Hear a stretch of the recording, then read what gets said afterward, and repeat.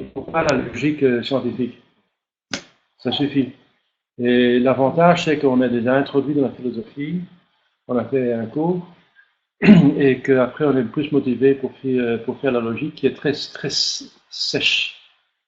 La logique est très, très, très sèche. Et c'est peut-être décourageant pour prendre le premier cours. L'avantage, c'est que c'est logique de commencer par la logique, quelque part. On commence à apprendre l'instrument. Mais le désavantage, c'est qu'elle est très, très, très sec, c'est très abstrait. Et donc, commencer par la physique, c'est possible parce qu'on commence déjà à faire les travaux simples avec les outils qui sont là. Sans quand on apprend à utiliser les outils en faisant des choses. C'est l'autre possibilité que suit Cardinal Mercier. On est arrivé à la page 20, la dernière fois.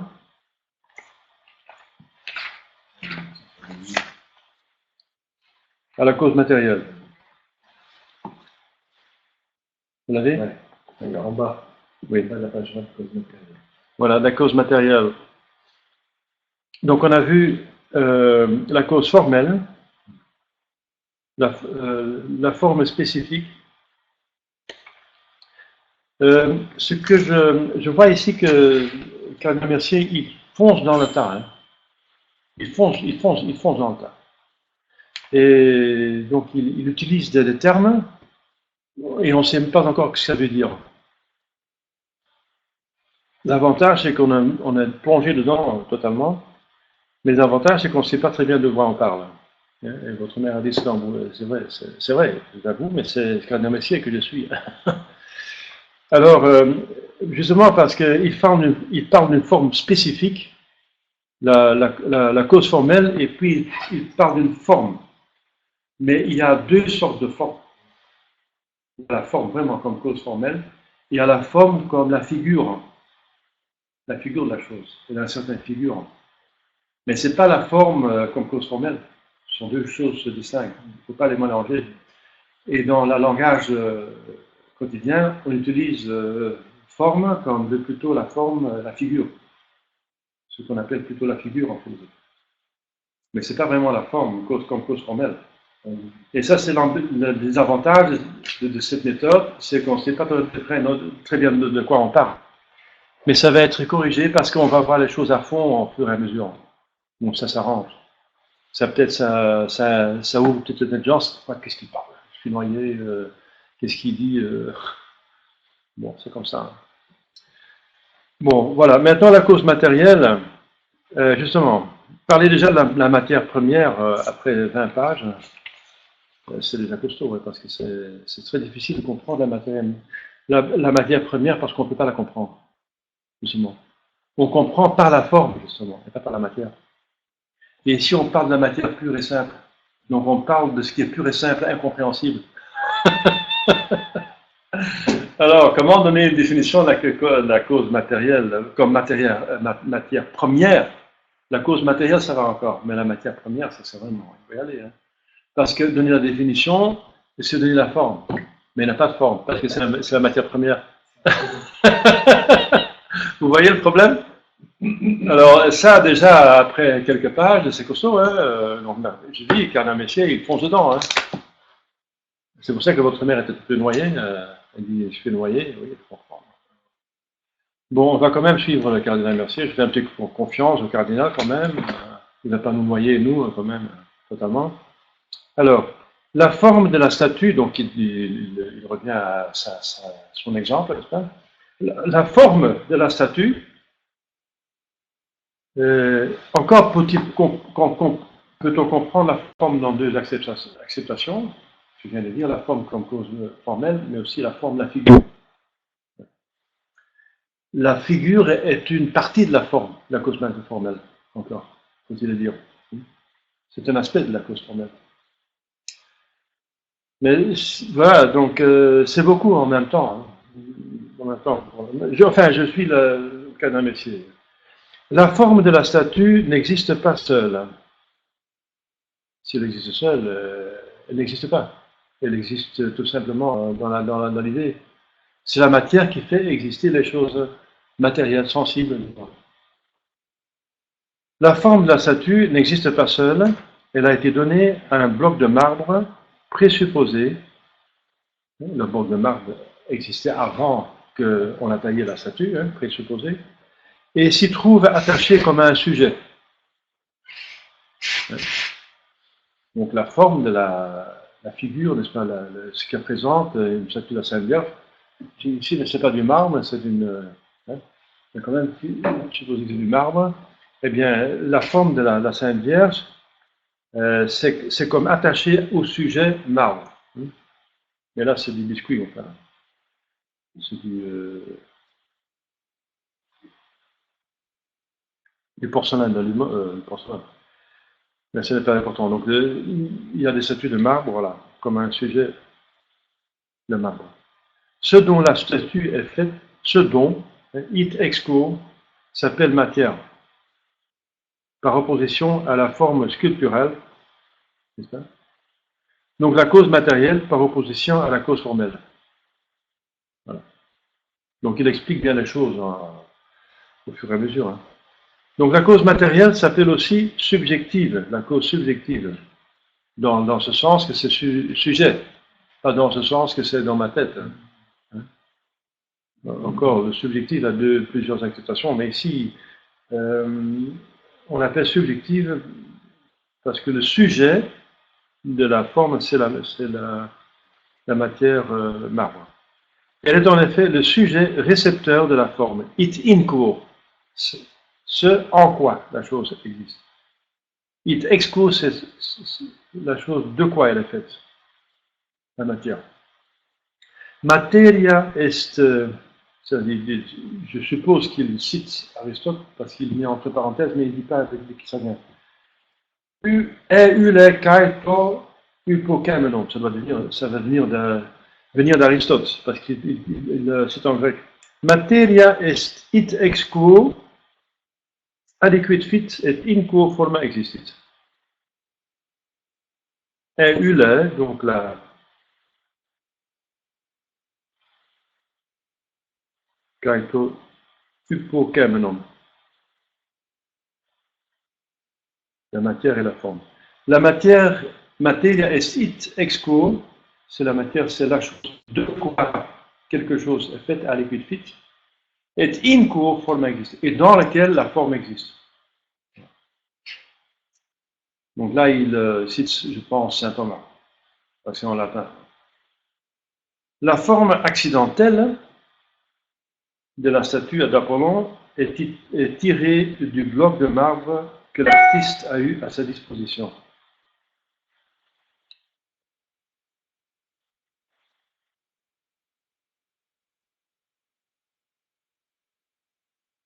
Elle y demeure assujettie, dans le sens d'être accidentelle. Et ça advient à quelque chose d'autre. Accident, c'est-à-dire advenir. La forme advient au marbre. Il existe donc une relation de dépendance entre la forme accidentelle de la statue et la matière sensible qui la supporte. Sans la matière, la forme n'existe pas. Donc elle dépend de la matière justement pour exister. À ce marbre de forme sculpturale doit, d'une certaine façon, à ce marbre, la forme sculpturale doit son existence. La matière sensible est donc vraiment cause de la statue d'Apollon.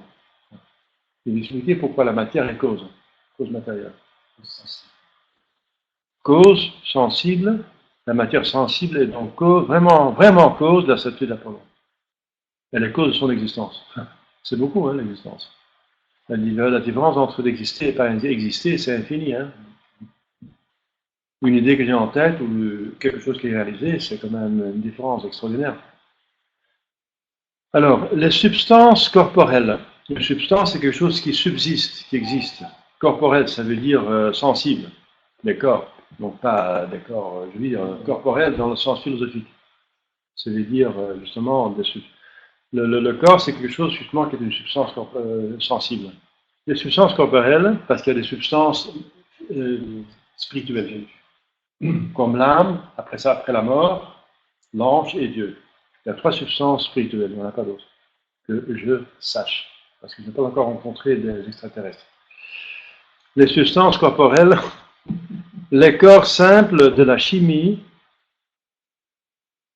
par exemple, et les composés qui résultent de leur combinaison, tiennent leur spécificité et leurs propriétés naturelles distinctives de la forme substantielle, indépendamment des formes accidentelles qu'elles revêtent ultérieurement. Voilà.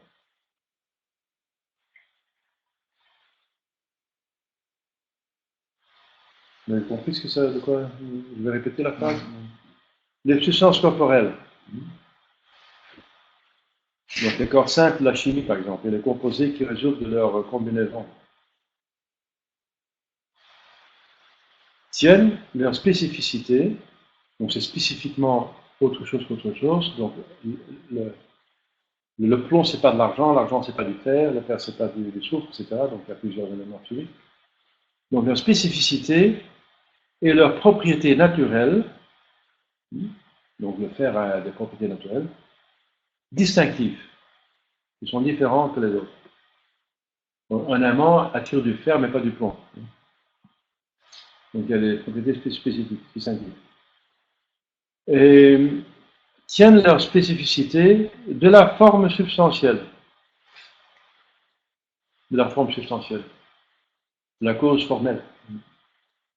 De la forme qui se met dans la substance et qui fait que ça existe. Qui se met dans la matière. Indépendamment des formes accidentelles, et là il parle de figures justement, qu'elles revêtent ultérieurement. Parce qu'un morceau de fer peut avoir la forme d'un marteau, ou d'un sabre, ou d'une fourche, n'est-ce pas? Des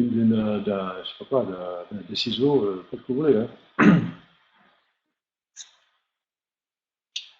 Le sujet premier de ces formes, ce qui demeure tandis que, dans les réactions chimiques, les formes naissent et périssent et se succèdent sans relâche, c'est quelque chose que les sens ne perçoivent point, mais dont la raison infère l'existence, c'est la cause matérielle première. Ou plus brièvement, la matière première foncière, premier substratum des formes substantielles multiples du monde corporel, qu'on ne voit jamais en état pur. Parce que pour exister, il a besoin d'une forme. Comme la forme, pour exister, a besoin de la matière première, pour se manifester, pour être, a besoin d'une forme. Donc la matière première n'existe pas en état pur. C'est pas possible.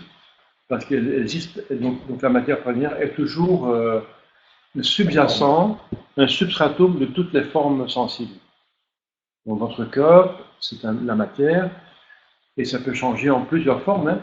Après la mort, ça devient n'importe quoi, ça peut devenir du muscle, un morceau de bois, ça peut se dégrader, on peut le brûler, ça devient alors des cendres, on peut transformer les choses, mais ça reste toujours la matière. Hein. Ou bien ça devient l'énergie, mais l'énergie c'est aussi une sorte de matière. Ça, Einstein l'a prouvé, que la matière c'est l'énergie, l'énergie c'est la matière. La matière, quand on brûle le bois, ça devient de l'énergie. Donc c'est la matière, c'est du bois transformé. Donc la matière, l'énergie c'est une matière très subtile, disons, comme le feu et la lumière. C'est très subtil, mais c'est encore de la matière. Hein. Dans ce sens que c'est sensible. Et donc c'est transformé, on peut transformer, comme la plasticine, n'est-ce pas? On peut transformer en plusieurs choses. Mais alors l'intelligence projette alors, et ça c'est la génie d'Aristote, ou le génie d'Aristote, d'avoir vu que ils ont toutes les choses sensibles ont en commun que c'est la matière. C'est matière. Mais ils ont toutes une forme différente. Il y a une forme différente à l'infini. Et puisqu'on peut transformer l'un dans l'autre, il doit y avoir une plasticine substratum, quelque chose d'absolument, oui, la matière première. Mais qui n'existe jamais en état pur, qui saute toujours d'une forme à une autre. Et c'est ça qui rend la chose difficile pour comprendre qu'elle existe. Et ça, c'est le génie d'Aristote. Voilà. Donc la matière première existe, mais toujours subjacent à une forme, avec une forme. Donc il a pris une forme. Ça, c'est la spécificité. On ne peut pas s'imaginer ce que c'est la matière première en soi. Et ils ont essayé on coupe, donc on détruit la forme. En coupant, on coupe la forme. Quand je coupe la table en deux, c'est plus une table. J'ai cassé la table. Et quand je coupe, et je coupe la molécule, je détruis même la forme bois. Le bois, c'est plus du bois. Donc en coupant, on détruit la forme. Mais il y a une forme qu'on ne peut pas détruire, c'est la quantité. Parce qu'on peut toujours concevoir la moitié d'une quantité. Toujours, à l'infini. À l'infini. Puisque c'est une quantité, on peut toujours concevoir la moitié. Et c'est la dernière forme que la matière première tient. Et c'est la physique quantique qui a trouvé ça. Mais les Grecs le savaient bien des milliers d'années en avance. Parce que la physique quantique découvre que la dernière forme, c'est la quantité. Eh bien, c'est Aristote qui peut le dire. La première forme fondamentale de la matière première, c'est la quantité. Même Aristote le savait déjà. Donc la physique quantique n'a rien inventé, hein, que découvrir ce que Aristote avait déjà posé il y a des milliers d'années en avance. Voilà. Voilà donc déjà deux catégories de causes, la cause formelle et la cause matérielle. Forme accidentelle et corps sensible, forme substantielle et matière première. Donc des concepts qu'on peut comprendre maintenant, les termes. La forme substantielle est la matière première qui intéresse principalement le philosophe dans la physique, bien sûr. Dépendent si intimement l'une de l'autre qu'elles ne peuvent exister seules. Exister, parce que un être des raisons n'est pas considéré comme exister. Une idée qui n'est pas réalisée n'est pas supposée d'exister. Elle existe en tant qu'idée. Oui, en tant qu'idée. Mais c'est un être de raison. Un être de raison n'est pas considéré comme exister dans la réalité. En réalité, ça existe que dans votre intelligence. Donc on peut encore dire, oui, en réalité, ça existe en tant qu'être des raisons. Mais vous comprenez que ça veut dire une maison que vous avez en tête, vous ne pouvez pas habiter dedans. Hein. Vous avez une magnifique idée une maison en tête, mais s'il pleut, vous êtes toujours dans. Vous n'avez pas de maison, vous êtes mouillé. Hein. Même si vous avez conçu un toit, dans votre idée, vous avez un toit extraordinaire, n'est-ce pas? Étanche comme vous voulez. Vous êtes mouillé, n'est-ce pas? Vous mouillez. Et vous avez froid en hiver. Vous n'avez pas de maison, rien. La maison, donc, c'est ça. C'est pour ça qu'il dit que la forme a besoin de la matière pour exister. Et si elle n'a pas de matière, elle existe en tant qu'être de raison, peut-être dans votre idée, mais c'est pas considéré comme une vraie existence. Alors, ensemble, donc la forme substantielle de la matière première, elle constitue la substance corporelle, ousia. La chose qui existe, ousia. En grec, ousia, ça veut dire l'existant. Ça veut dire littéralement l'existant, ousia. C'est un peu myope de dire ça parce qu'effectivement, mais c'est normal de dire ça en physique. Mais c'est un peu myope parce que je répète, il y a des ousias, des existants qui existent en matière. Mais ça, c'est pas évident. C'est pas évident. C'est pas sensible. C'est un travail d'abstraction qu'il faut faire. C'est un travail. Donc, on peut trouver l'existence de Dieu, des anges, c'est plus difficile. De l'âme, oui. De Dieu, c'est plus facile. De l'âme, c'est plus difficile. Des anges, c'est très difficile de trouver l'existence des anges. Voilà. Mais donc, s'il parle de Eousia, l'existant, Aristote parle de la chose sensible, la substance corporelle. Parce que c'est ce qui est évidemment épatant, c'est épatant. C'est patent, je veux dire, c'est patent que ça existe. Constitue la substance corporelle et répondent à la question qu'est-ce la chose corporelle? Qu'est-ce la chose corporelle? Qu'est-ce c'est la forme. Vous dites c'est des ciseaux, c'est une table. Mais c'est est, ça veut dire est dans la double acceptation de la chose, c'est quelque chose et ça veut dire ça existe.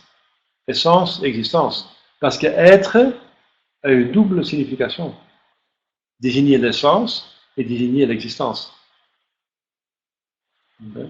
Cela est, donc, cela est une maison. Cela est une maison. Ça veut dire que ça existe. Mais c'est la cause matérielle, ça existe, hein, c'est la cause matérielle, ça existe, c'est la matière sensible. Hein. Mais c'est une maison, ça veut dire on désigne en même temps l'essence, ce que c'est, la forme, hein, l'essence et l'existence. Si on dit ceci est une maison, on désigne deux choses que ça existe, cette existence, et la forme, l'essence, ce que c'est. Que c'est, que ça existe, et ce que c'est. Une idée, oui. Pardon? Une idée, oui. Une idée. Une idée, une idée. Une idée, et. Oui. J'ai une idée. J'ai une idée. Elle est, oui. Ça veut dire qu'elle est. Oui, c'est idée, mais c'est une idée. Cosmos. C'est une idée. Ça n'a pas de cause, ce n'est pas une subsistance, ça subsiste pas, c'est une forme accidentelle, hein, parce qu'une idée n'existe pas en soi. Une idée existe dans une intelligence. Non, Mais la maison existe en soi, elle n'avait pas besoin de quelque chose d'autre pour exister. Bien sûr, la terre pour se poser dessus. Mais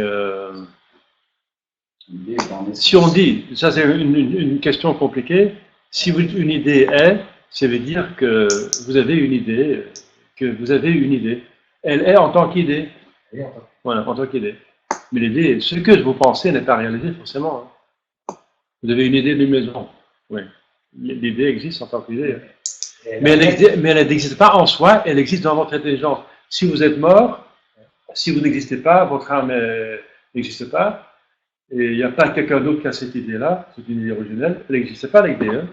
Ça veut dire elle est subjacente, elle a besoin d'une intelligence pour exister. C'est un accident, c'est pas une substance. C'est pas une forme substantielle. L'être se dit de toutes choses, et l'être peut se dire d'idée. Oui, une idée est, mais en tant qu'idée. Oui, oui. Oh oui, parce que les accidents sont aussi. Il faut encore. Là, on va voir plus tard. Hein. La différence entre substance et accident. À force de verber, il faut distinguer, il y a des substances et des accidents. Il y a plusieurs formes, de manières d'être. Là, on va verra plus tard. Mais il y a quelqu'un qui s'annonce là pour suivre le cours, donc je l'interromps un petit peu.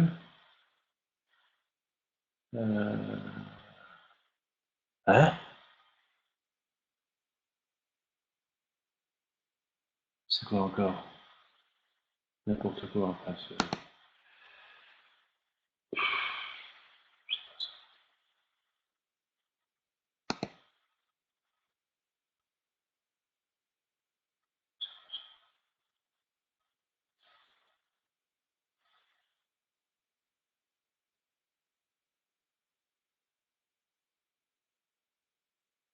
Ah oui.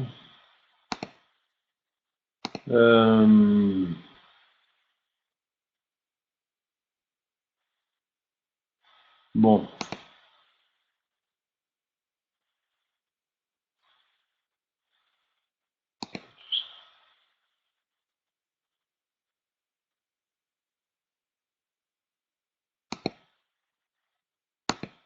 Bon, je n'arrive pas à comprendre ce qui se passe. C'est encore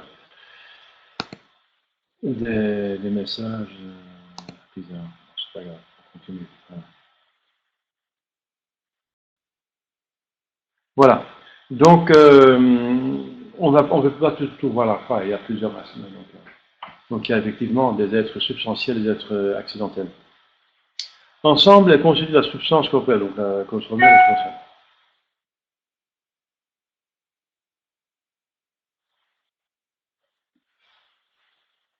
Un problème ultérieur a pour objet de savoir si toute substance est corporelle. Voilà, on avait parlé donc dans la question spirituelle. Et à ce titre, composé de matière première et de formes substantielles. Y a-t-il des formes qui subsistent ou sont capables de subsister sans matière? Dans l'affirmative, quelle est la nature de ces formes? On comprendra très prochainement que ce problème ressortit à la métaphysique.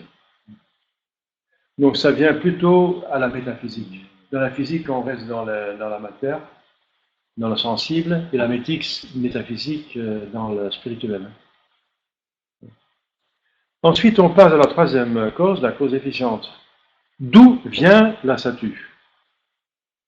Qui l'a faite? Oten, en grec. Oten, d'où vient? D'où? Oten. D'où est-ce que tu viens? Oten. Qui l'a faite? C'est Polyclète, c'est l'artiste. L'artiste est la cause efficiente de la statue. L'artiste, c'est l'instrument. Hein. Il y a encore la cause auteur et la cause efficiente instrumentale. L'instrument, il a utilisé des instruments, c'est pas seulement l'artiste, mais il a encore des outils. L'artiste est la cause efficiente de la statue, it aquo, c'est-à-dire ce à partir de quoi? Ens fit it quo potest. Arche tes kinesios. Arche, ça veut dire l'origine. Arche, en grec. Arche. Et l'artiste lui-même, d'où vient-il? On peut remonter, hein. Donc on peut, parce que justement le philosophe, il va chercher les causes les plus profondes. Ça vient du studio de l'artiste, mais l'artiste, où est-ce qu'il vient? Donc on cherche la cause première. Et le marbre qu'il travaille, qui l'a fait? Quelle est l'origine première? La cause efficiente suprême de tout ce qui devient. Donc on a la cause efficiente prochaine et première et lointaine. Donc on a plusieurs causes efficientes. Hein. Alors, ensuite, il y a la cause finale. Pourquoi ad quid Polyclète a-t-il fait sa statue? Parce qu'on agit toujours pour un but. On ne peut pas agir pour l'insensé. Donc il y a un sens à nos actions. En vue de quoi? L'agir, on va voir ça en éthique, hein, que l'agir a toujours un but, une raison, un motif. Sans motif, on n'agit pas. Pour gagner un talent d'or, pour se faire un nom, hein, tel est le but, telle est la cause finale du travail de l'artiste. To ou eneka. Le pourquoi. It propter en latin. Quod et it cuius gratia aliquid fit. Le pourquoi. Pour quelle cause? Et pourquoi Polyclète? Pourquoi les hommes recherchent-ils l'or? Justement, on peut foncer, hein. Justement, on peut approfondir. Mais l'or, oui, et la renommée, pourquoi? Donc on peut trouver encore chercher une cause finale ultime. Parce qu'ils estiment que l'or, la renommée, contribueront à leur bonheur. Ah, donc le bonheur, c'est la cause ultime. Et qu'est-ce qu'alors cette tendance naturelle de l'homme vers son bonheur? Et c'est quoi le bonheur? Peut donner une définition peut-être. En quoi consiste finalement ce bonheur ultime? Parce que l'argent, ça donne un bonheur, ça veut dire l'honneur de pouvoir manger, habiter, on peut payer son loyer, on peut payer le boulanger, etc. Mais donc on veut exister. Et pourquoi on veut exister? Alors on existe pourquoi? Est-ce que ça vaut la peine d'exister? On existe pourquoi? Donc il faut continuer à chercher. Quelle est la fin suprême de l'homme et de tout ce qui est? Vous voyez, nous savons déjà que la cause suprême, déficiente et finale, c'est Dieu. Vous voyez, la vraie philosophie amène à Dieu. Et même la forme, c'est on sait par révélation, et on peut encore trouver quelque chose, oui, par émanation, n'est-ce pas? C'est une image de Dieu encore. Donc la forme pointe à Dieu, comme tout a été créé dans son image. Les philosophes, même Platon, parle d'émanation de Dieu. Toutes les choses sont émanations. La cause efficiente ultime, c'est Dieu, et la cause finale, c'est Dieu. Donc vous voyez, les trois causes les plus importantes vous mènent à Dieu. Sauf la cause matérielle, puisqu'elle n'a pas de forme, mais encore, l'origine, il faut dire qu'elle vient de Dieu. Parce que d'où est-ce qu'elle vient? Il faut bien quelqu'un qui l'a créée. Elle vient quelque part. Donc même elle monte à Dieu. Et c'est une des raisons pourquoi la vraie philosophie est tombée en discrédit dans les temps d'apostasie, des temps lucifériens, des temps diaboliques, des temps de refus du christianisme, justement de la volonté de Dieu. La rédemption, c'est la volonté de Dieu. Alors on refuse cette volonté, ils l'ont découronné, on ne veut pas de son Christ, et c'est pour ça que sa philosophie a été attaquée. Voilà, c'est clair. Mais la philosophie, c'est l'intelligence humaine dans son activité la plus sublime, la plus ultime. On est fait pour Dieu, c'est la preuve qu'on est fait pour Dieu. Donc tout se tient. Voilà. Mais donc on est ici sur le niveau naturel, mais vous voyez, même sur le niveau naturel, on va voir ça plus tard, je le dis déjà maintenant, parce que vous êtes tous croyants, hein. Mais pour quelqu'un qui n'est pas croyant, on va y arriver quand même au fur et à mesure, hein. On va prouver que Dieu existe, etc. etc. On va montrer que la cause efficiente n'est pas possible, que rien ne peut exister s'il n'y a pas de Dieu qui existe. Donc finalement, ce sont des preuves d'existence de Dieu. Que la cause efficiente existe, la cause finale existe, c'est la preuve que Dieu existe. Voilà, nous voici au terme de cette rapide, voilà, il dit quand même, analyse des causes. Il va voir ça en profondeur plus tard. Hein. Voulant aller du connu à l'inconnu, c'est ça le but. On veut, pour acheminer en connaissance, il faut se foncer dans l'inconnu. Sinon, on tourne en rond. Hein. On est parti d'un exemple particulier, la statue d'Apollon sculptée par Polyclète. On a vu qu'en vue d'un talent d'or, cause finale, Polyclète, un artiste cause efficiente, a imprimé à un bloc de marbre, cause matérielle sensible, les traits d'Apollon, cause formelle accidentelle. À ces causes, nous eussions pu rattacher la cause exemplaire, c'est-à-dire l'idéal qui a été conçu par l'artiste et qui le dirige dans l'exécution de son œuvre.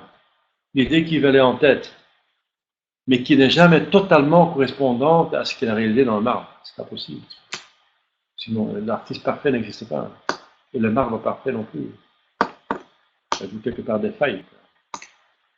Donc, alors on fait distinction entre cause exemplaire et la cause formelle substantielle.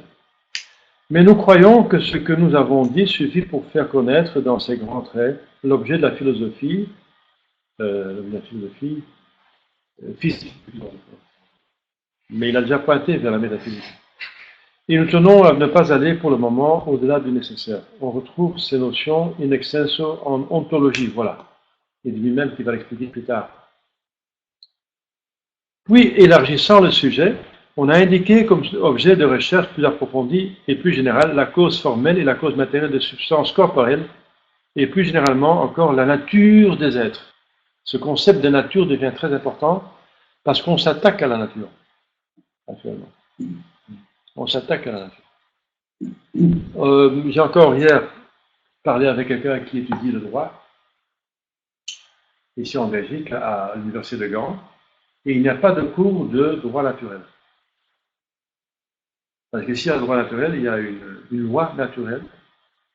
Donc forcément, il y a un législateur naturel, c'est Dieu, et une loi naturelle à laquelle on ne peut pas toucher parce qu'on ne peut pas détériorer la nature si on détruit la chose. Si on touche la nature de la chose, on la détruit, on fait autre chose. Ce sont deux choses que l'homme moderne ne veut pas. Il ne veut pas entendre parler de Dieu, surtout parler de Dieu qui impose sa volonté. Un Dieu artistique qui nous libre, d'accord, à la limite, mais pas quelqu'un qui impose sa volonté. Une loi naturelle. Donc on ne donne plus de cours de loi naturelle. C'est curieux, hein? C'est ahurissant. Voilà, donc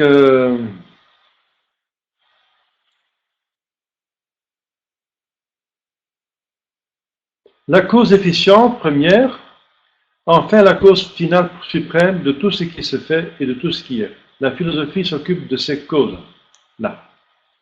Elles ont ceci de commun que l'être dont elles sont cause dépend réellement d'elles pour être ce qu'il est. C'est pour ça que ça s'appelle les causes. C'est pour cause qu'on appelle cause. Parce qu'une cause, c'est plutôt quelque chose qui cause autre chose. Mais comment est-ce qu'un but peut causer? On suppose qu'une cause, c'est par derrière et un but, c'est par devant.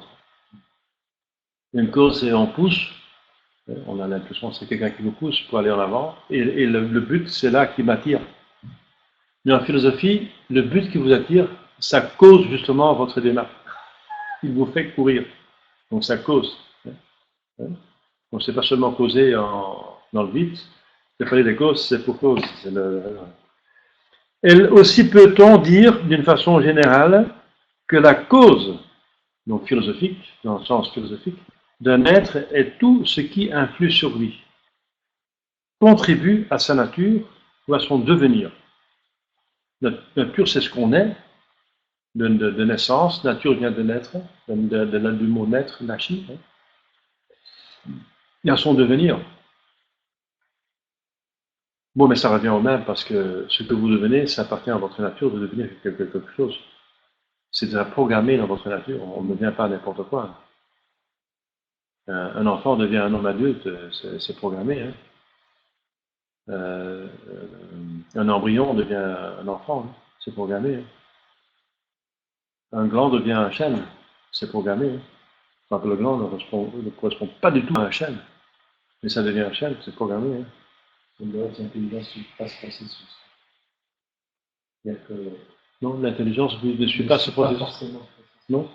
Parce qu'un enfant va forcément devenir un homme, un adolescent, puis un homme. Oui. Mais son intelligence ne conduira pas forcément vers Dieu. Non, mais je parle de l'homme. Oui, mais la nature, si on parle de la nature. Oui, parce que si on parle de l'homme animal, il va forcément effectivement grandir.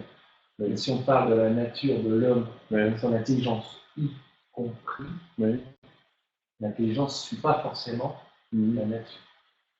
Oui, Si donc, mais là, vous êtes en éthique, là. Moi, je suis en physique.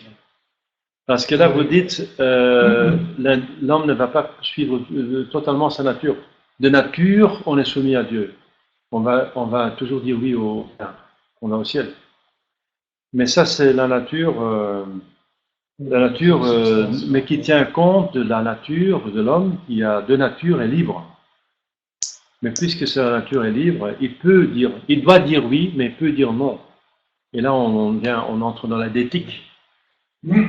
C'est pas parce qu'un homme dit non qu'il n'est pas homme. C'est un homme indigne, c'est un homme mauvais, un homme méchant, mais c'est quand même un homme. Moi, je parle de l'homme. Un enfant va toujours devenir un homme, sinon il va mourir. Donc son devenir, il va devenir homme. Mais vous voulez dire d'un homme complet, un homme sain, un homme bien, un homme qui a atteint son but. Pourquoi il existe? Oui, ça appartient aussi à sa nature. Hein. C'est vrai, mais ça c'est plutôt l'éthique. Oui. Contribue, voilà, ça sort. Et l'on revient aussi au point de départ où l'on disait que la conjonction pourquoi cache plusieurs idées et que le mot cause lui-même a plusieurs sens différents. Le pourquoi cache plusieurs idées. On entrevoit après, donc on a déjà vu l'or, la renommée, le bonheur, et finalement, moi j'ai parlé de Dieu. Je ne sais pas quel bonheur infini. Il y a déjà 4 pourquoi. Donc on a parlé. Il y en a plusieurs autres. C'est le plaisir. Le plaisir, il y a des gens qui agissent par plaisir. Les hédonistes, par exemple. Alors, on entrevoit à présent ce qui signifie cette proposition initiale. La philosophie a pour objet la science approfondie des causes et des raisons des choses. Je vais encore vérifier mon email parce que j'attends toujours cette personne qui a dit qu'elle allait suivre. Non.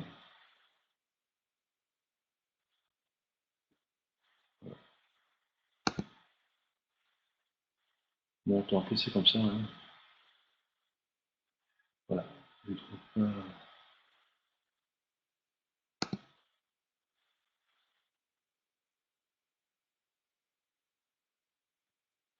Non.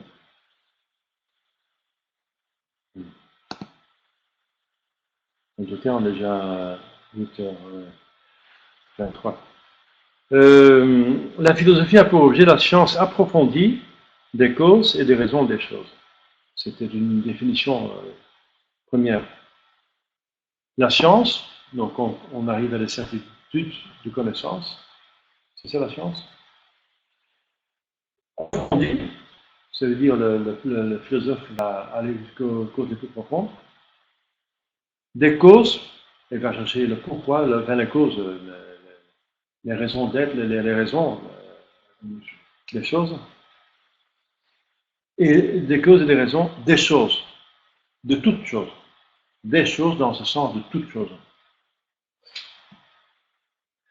Si à propos de tous les êtres de l'univers et de leur ensemble, l'esprit humain pouvait pénétrer à fond ces différents principes et comprendre par eux leurs effets et leurs conséquences,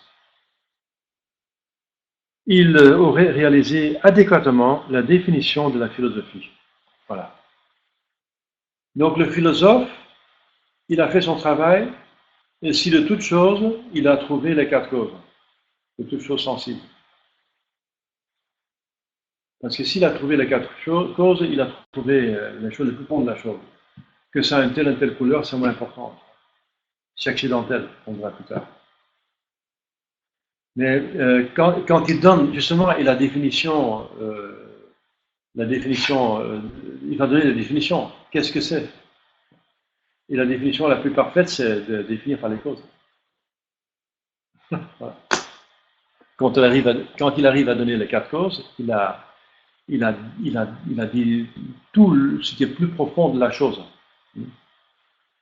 Et c'est là un idéal dont il ne peut, dans les conditions de la vie présente, que s'approcher sans y atteindre jamais. Oui, parce que donner les 4 causes de toutes choses, il faut y aller. Hein. On essaie de faire. C'est pour ça que la philosophie doit évoluer, doit continuer. Tout ce qui est humain doit continuer, doit évoluer. Tout ce qui est humain se développe. C'est une culture qui se développe. La culture se développe. Elle ne stagne pas. On peut toujours parfaire ce qui est humain. Alors, donc, il y a une autre définition de la philosophie. L'ordre n'étant pas autre chose que l'ensemble des relations causales qui rattachent les uns aux autres les êtres de l'univers. C'est une magnifique définition de ordre. Hein. Je répète. N'étant pas autre chose que l'ensemble des relations. Non, c'est une relation. Hein. Il y a de l'ordre entre des choses, donc c'est une relation. L'ensemble des relations causales qui rattachent les uns aux autres les êtres de l'univers.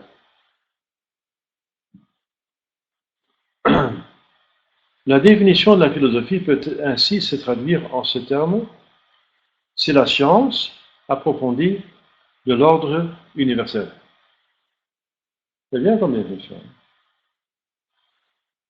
Et sur la notion d'ordre, on va encore voir en ontologie plus tard. La science, donc connaissance certaine et systématique, approfondie jusqu'au plus profond possible de l'ordre universel, l'univers de toutes choses, mais dans leur ordre, dans ce qui est dans la relation causale. L'homme est lui-même une partie de cet univers. Forcément, on se trouve dedans. Et même entre un macrocosme et un microcosme. Donc l'homme a l'impression d'être au milieu de quelque chose. Et c'est vrai. Puisque nous savons par élévation que l'homme est la pièce maîtresse de Dieu. Donc il est au centre de l'univers. Sensible au moins. C'est le king, le roi, l'ex de l'univers. Donc il est entre un macrocosme et un microcosme.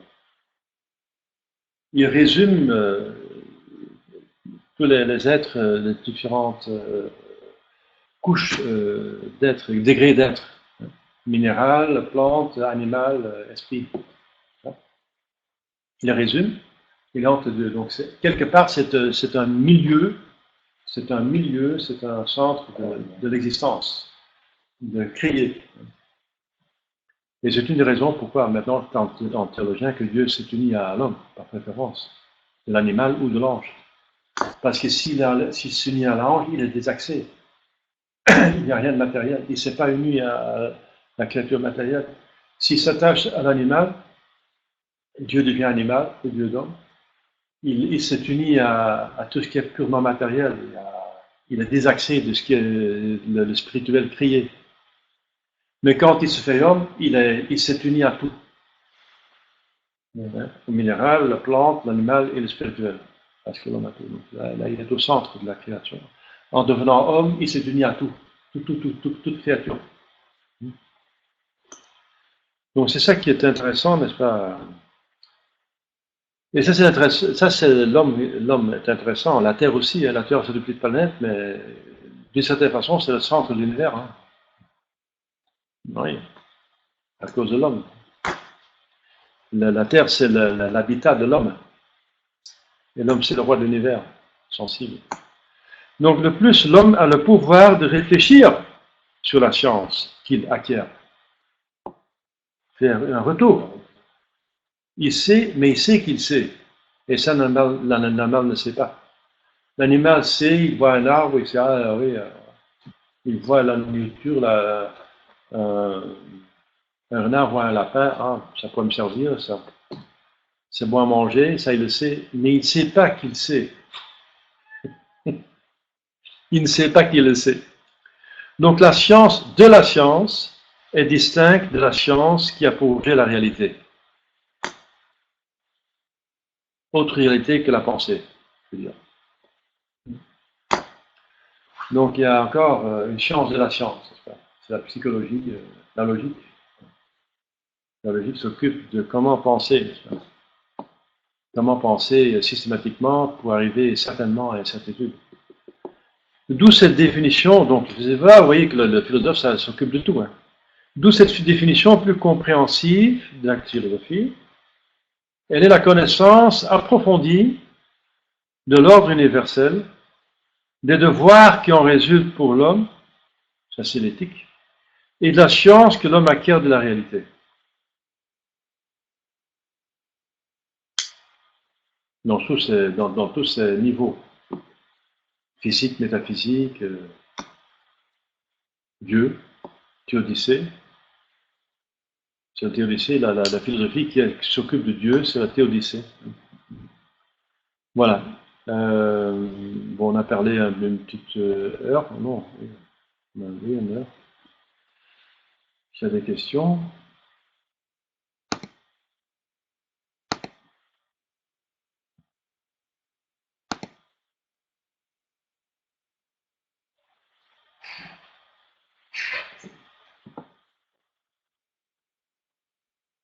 Voilà. Voilà, apparemment pas de questions ici non plus, ça c'est clair. Eh bien, c'est une première. Bon, finalement, c'est pas mal. Hein. Il est bien. Il est quand même pas mal. Au début, il était un petit peu. Non, pour nous, ça va. Oui. Pour quelqu'un qui connaît rien de la philosophie, vraiment, ça noie la personne un petit peu. Ça je comprends. C'est mieux de suite que vous fassiez suivre le catéchisme ou de la spiritualité. C'est mieux à s'adapter. Pour la philosophie, il faut un certain talent. Vous donnez un cours de spiritualité demain? Oui. Normalement, tous les semaines. À partir de 50 mètres. Non, ce sera plus tard. Oui, je voudrais bien donner ces gens-là. Je connais très bien ces gens-là. Je l'ai lu tous ces œuvres 6 fois. Je suis en 7e fois. Oui, tu vois. Je sais ma spécialité. Je le connais très bien puisque j'étais carme. Je connais très bien ces gens-là, mais ça, c'est encore une autre paire de manches. Hein. Il vaut mieux commencer par Tanqueray pour donner les fondements, n'est-ce pas? Parce que là, on est en mystique. On parle du toit, de l'Himalaya. On n'a pas encore grimpé une colline, alors. Tout ça, mettre la philosophie, la discipline de combat. Ah oui. Oui, la philosophie reste une discipline de combat parce que la philosophie est toujours fondament d'une civilisation. Et une vraie philosophie, la philosophie d'Aristote et de Thomas, développe l'homme selon sa nature. Donc ça donne un bien-être, un bonheur. Parce qu'il se développe selon son être comme il est. Et les autres idéologies essaient de faire de l'homme autre chose de ce qu'il est. D'exalter. Et ça donne déviation, ça va contre la nature, et la nature se vante toujours. Le communisme, n'est pas, il s'est écroulé après un siècle. Parce qu'il allait contre la nature. L'homme est naturellement religieux, c'est pas un opium, c'est vraiment, ça appartient à sa nature, d'être créature. Justement, ça appartient à sa cause, d'être causé par un autre. C'est-à-dire qu'il y a une cause efficiente. L'homme a une cause efficiente. Voilà. Donc, de nature, c'est dans le plus profond de soi-même qu'il y a une cause, qu'il ne sait pas causer soi-même. Alors, donc, la religion est naturelle. Et ensuite, la propriété privée est aussi naturelle, mais naturelle déchue. Ça appartient à la nature déchue. La nature, avant la chute, n'avait pas besoin de propriété privée. Mais la nature, c'est un homme déchu, a besoin de la propriété privée pour faire fonctionner l'économie convenablement. Sinon, les gens ne sont pas motivés de travailler comme il faut. Parce que c'est pénible le travail. Après la chute, c'est pénible. Et on n'est pas de notre motivé si on n'a pas une propriété privée. Donc ce sont deux erreurs du marxisme, n'est-ce pas, à part d'autres choses qu'on peut critiquer, et qui a fait écrouler. Et c'est avec toute idéologie, c'est comme ça. Le nazisme aussi, hein. Le nazisme a fait de l'allemand un surhomme, créé pour dominer tout le monde entier, n'est-ce pas.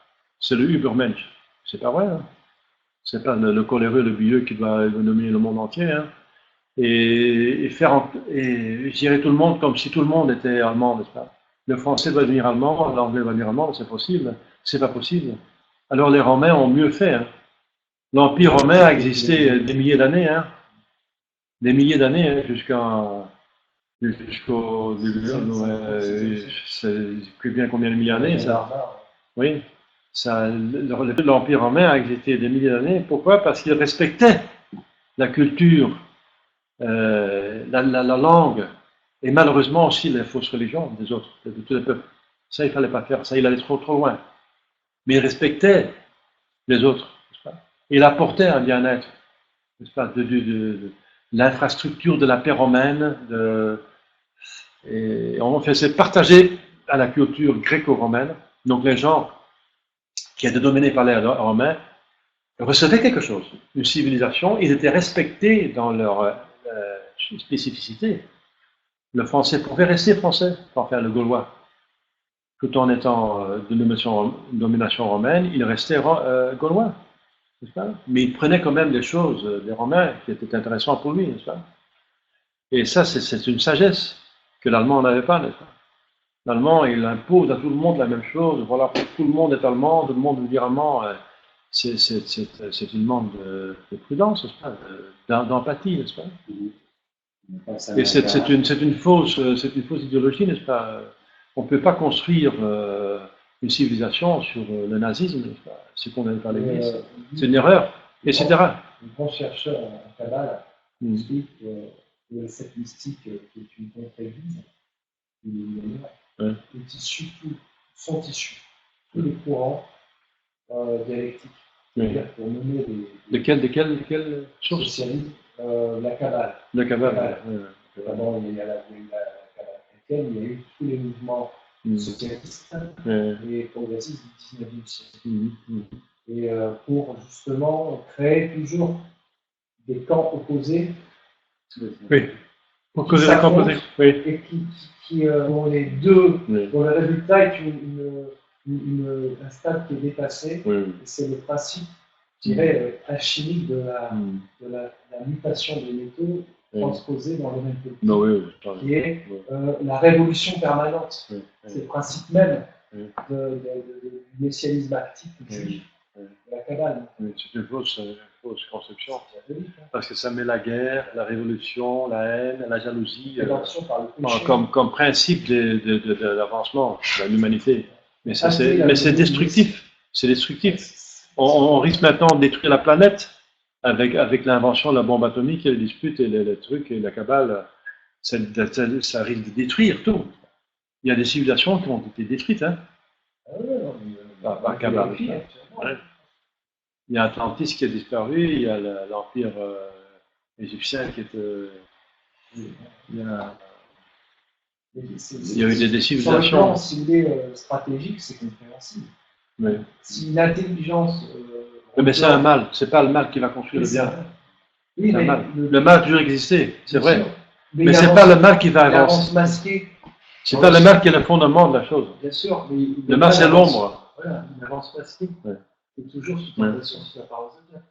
Pour créer la paix universelle, il faut détruire les États et les nations pour arriver à un village mondial, qui est la paix. Voilà, oui, maintenant, la nouvelle philosophie, c'est le mondialisme. c'est ça. Mais le mondialisme ne tient pas compte non plus de la nature humaine. La nature humaine demande un peuple, une langue, une identité, une cité où tout le monde peut connaître tout le monde et qu'on peut connaître le chef peut connaître tout le monde. Ça demande des entités plus petites, n'est-ce pas? Aristote dit pour qu'une cité, pour qu'une nation fonctionne convenablement, il faut que tout le monde puisse encore connaître le chef, même personnellement. Oui, donc il faut revenir au village. Dans les villes, il y a des quartiers qui se font, n'est-ce pas? Mais finalement, ça devient des ghettos. Mais ça appartient à la nature humaine. Et ça cause encore des inimitiés si les différences sont trop différentes. Donc c'est mettre la catastrophe. En plus, l'idée de faire un gouvernement mondial, l'idée par derrière, c'est d'installer une oligarchie. C'est la tyrannie d'une élite qui ne veut pas forcément le bien commun, mais qui cherche son bien particulier. Et la politique va chercher le bien commun. On va trouver en philosophie qu'une politique va organiser le bien commun de la cité. Sinon, elle ne va pas tenir. Ça va causer des problèmes, des souffrances, donc des révoltes. Ça va causer une révolte. Je dirais que d'après les documents des rabbins eux-mêmes, c'est pire que ça. Je dis c'est pire. Vous allez comprendre pourquoi. Parce que c'est pas tant en connaissance c'est pas tant dans la cause finale d'un pouvoir exercé matériellement, c'est qu'on parle d'un messianisme actif qui est destiné à hâter le retour d'un Messie. C'est plus grave encore. Sur le plan de la folie métaphysique, c'est que là, on ne sait pas simplement d'avoir le pouvoir pour en jouir, c'est pour Dieu qu'on fait ça. Mais pour un faux Dieu. C'est démoniaque. Pour un faux Dieu. Ouais. C'est la rédemption par le péché. Pas pour Dieu, mais pour un énorme. C'est monstrueux. Quand ce gouvernement mondial veut installer un Messie. Mais ça appartient plutôt à un certain groupe de personnes dont on ne peut pas parler. On ne sait plus. Oui. Et qui veulent qu'il y ait un autre Messie qui va venir que celui qu'ils ont reçu, qui est le vrai Messie. C'est encore un autre problème. Voilà. Donc, voilà, s'il n'y a pas d'autres questions, on s'arrête ici. C'est bon?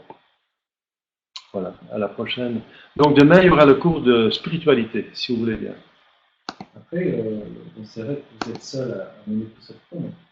Un outil